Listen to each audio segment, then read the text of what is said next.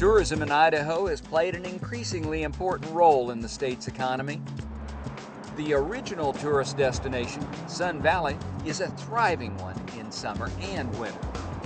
Sun Valley is the first destination ski resort in the country. It was founded in 1936 by Averell Harriman, who is the chairman of the Union Pacific Railroad, and he wanted to up his passenger traffic on the railway. So he decided to try to create a ski resort that was sort of like the ones in Europe. And people who come here year after year and generation after generation. It's beautiful in the winter, and it's also beautiful in the summer. In fact, now we get even more visitors in the summer than we do in the winter, even though we're known as a ski resort. Sheep and cattle ranching have deep roots in central Idaho and is a rich tradition of this region. At one time, the Wood River Valley was second only to Sydney, Australia in sheep production. John Peavy's family has been ranching here for 3 generations, with a 4th and 5th following closely in their ancestors' footsteps.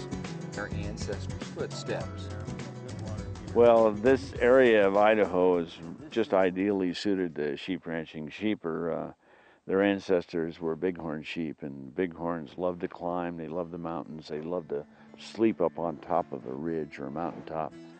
And we have all this early country that's south of these foothills and these high mountains for early spring grazing, April. And then they come into the foothills in May, and then they get up into real high country in June and July and August. The migration here in Idaho is probably 100 miles. Most sheep outfits go north and south 100 miles one way and 100 miles back. And they gain about a mile on elevation. And you know, we kind of ebb and flow with the seasons, and it's just an incredibly enjoyable way to spend your life.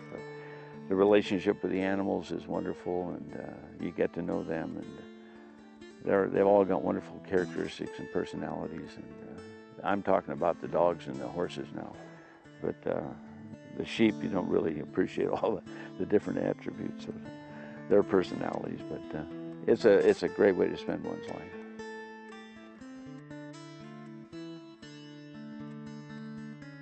We have just about 1,000 mother cows, and then we run some yearlings on these meadows here too. Well, we're getting ready to get out of this high country. You can see the storms brewing up there, and one of these days we'll have a foot or a foot and a half of snow right here where we're standing, and it'll be past time to get out of here.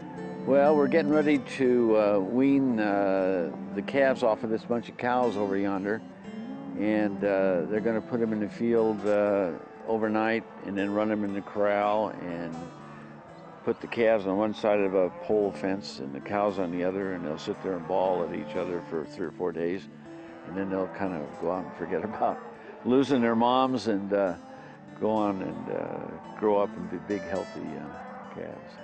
Well, yeah, and we're 4 or 5 days from our winter range with the cows. It takes that long to trail them down there, and so you don't want to get caught out in the middle of that desert and foot of snow.